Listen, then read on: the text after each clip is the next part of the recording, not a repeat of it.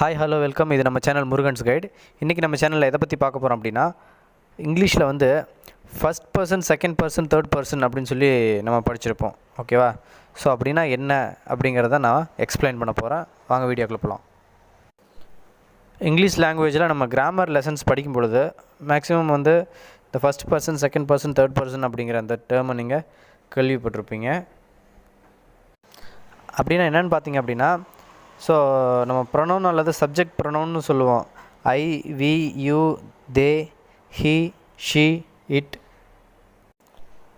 So இது எல்லாத்தையுமே நம்ம வந்து ப்ரொனவுன் அல்லது சப்ஜெக்ட் ப்ரொனவுன் அப்படின்னு சொல்லுவோம். நம்ம நவுனுக்கு பதிலாக இந்த வார்த்தைகள்லாம் நம்ம யூஸ் பண்ணுவோம். ஸோ இதில் ஃபஸ்ட்டு ஐ அப்படின்னா நான் அப்படின்னு அர்த்தம். சரிங்களா? ஸோ நான் அப்படின்னா ஒரே ஒருத்தரை, அதாவது நம்மளை பற்றி சொல்கிறோம். நான் அப்படின்னு சொல்லி ஒருத்தரை சொல்கிறோம் அப்படின்னா அது ஃபஸ்ட் பர்சன். நம்மளை பற்றி நம்மளே சொல்கிறது அதுதான் ஃபஸ்ட் பர்சன்.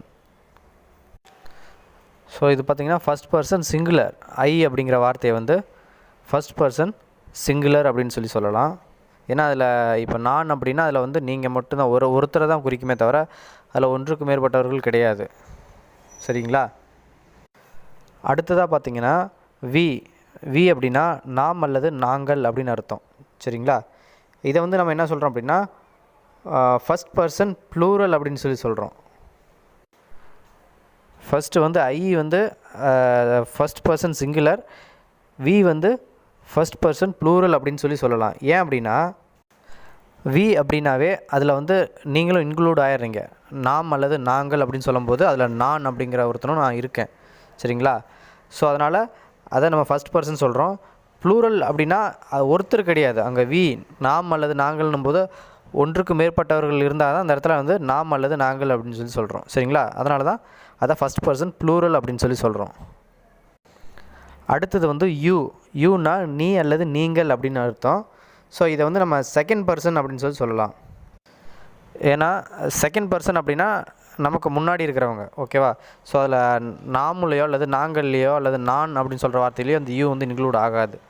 இன்னொருத்தரை நம்மளை அடுத்து ரெண்டாவது ஒரு பர்சனை பற்றி சொல்கிறோம். சரிங்களா? நீ ஃபஸ்ட்டு நான், அடுத்தது நீ அப்படின்னு சொல்கிறோம்ல. ஸோ அது நீ அல்லது நீங்கள், இதை வந்து நம்ம செகண்ட் பர்சன் சொல்கிறோம். ஸோ இதில் வந்து நம்ம சிங்குலராகவும் யூஸ் பண்ணிக்கலாம், ப்ளூரலாகவும் யூஸ் பண்ணிக்கலாம் யூவை. சரிங்களா? இப்போ ஃபார் எக்ஸாம்பிள் இப்போ யூ ஆர் அ ஸ்டூடெண்ட்டுன்னு சொல்லலாம், யூ ஆர் ஆல் ஸ்டூடெண்ட்ஸ் அப்படின்னு சொல்லலாம். சரிங்களா? ஸோ யூ அப்படிங்கிற வார்த்தையில் வந்து நீனும் மீனிங் இருக்குது, நீங்கள் அப்படிங்கிறதும் மீனிங் இருக்குது. அடுத்ததாக பார்த்திங்கன்னா தே அப்படின்னா அவர்கள் அப்படின்னு மீனிங்கு. இதை வந்து நம்ம வந்து தேர்ட் பர்சன் அப்படின்னு சொல்லலாம். ஸோ தேர்ட் பர்சன் ப்ளூரல் அப்படின்னு சொல்லலாம். சரிங்களா? ஸோ இதில் நானும் கிடையாது, நாமும் கிடையாது, நீயும் கிடையாது, நீங்களும் கிடையாது. ஸோ நம்ம எல்லாத்தையும் தாண்டி அவர்கள் அப்படின்னு சொல்கிறோம். சம்மந்தமே இல்லாத இன்னொரு மக்களை பற்றி சொல்கிறது தான் வந்து தேர்ட் பர்சன் சொல்கிறோம். ஸோ அதில் வந்து தே அப்படின்னும்போது அதில் வந்து ஒன்றுக்கும் மேற்பட்டவர்கள் நிறைய பேர் இருக்காங்க. சரிங்களா? அதனால தான் அவர்கள் அப்படின்னு சொல்கிறோம். ஸோ அதை வந்து தே அப்படிங்கிற வார்த்தை வந்து தேர்ட் பர்சன் ப்ளூரலில் சேர்ந்துடும். ஸோ அடுத்ததாக பார்த்திங்க அப்படின்னா ஹீ, ஷீ, இட்டு. ஹீனா அவன், ஷீனா அவள், இட்டுனா அதுன்னு அர்த்தம். இது எல்லாமே வந்து ஒருத்தரை குறிக்கக்கூடிய சொல். சரிங்களா? ஹீனாலும் ஒருத்தன் தான், அவன், ராஜா, சோமு, யாராவது ஒருத்தன். ஸோ அதே மாதிரி ஷீனா அவள், இட்டுனா அது. ஸோ ஏதாவது ஒரு விஷயங்களை குறிக்கிறது. இதுவுமே வந்து பார்த்திங்கன்னா நம்மளை பற்றி சொல்லலை, நமக்கு முன்னாடி இருக்கிறவங்கள பற்றி சொல்லலை, நமக்கு சம்மந்தமே இல்லாத இன்னொருத்தரை பற்றி சொல்கிறது தேர்ட் பர்சன். ஓகேங்களா? ஸோ ஹீ, ஷீ, இட்டு இது மூணுமே வந்து தேர்ட் பர்சன் லிஸ்ட்டில் வரும். ஸோ நான் எப்படி இருக்கேன், நீ எப்படி இருக்க, அவன் எப்படி இருக்கான். சரிங்களா?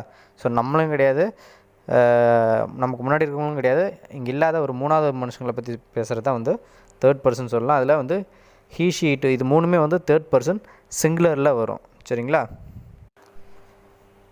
ஸோ இதைத்தான் தமிழில் வந்து தன்மை முன்னிலை படற்கை அப்படின்னு சொல்கிறாங்க. ஸோ நம்ம வீடியோ பிடிச்சிருந்தால் மறக்காமல் நம்ம வீடியோவுக்கு ஒரு லைக் போடுங்க. ஸோ நெக்ஸ்ட் வீடியோவில் இன்னொரு சப்ஜெக்டை பற்றி பார்க்கலாம். Thank you so much.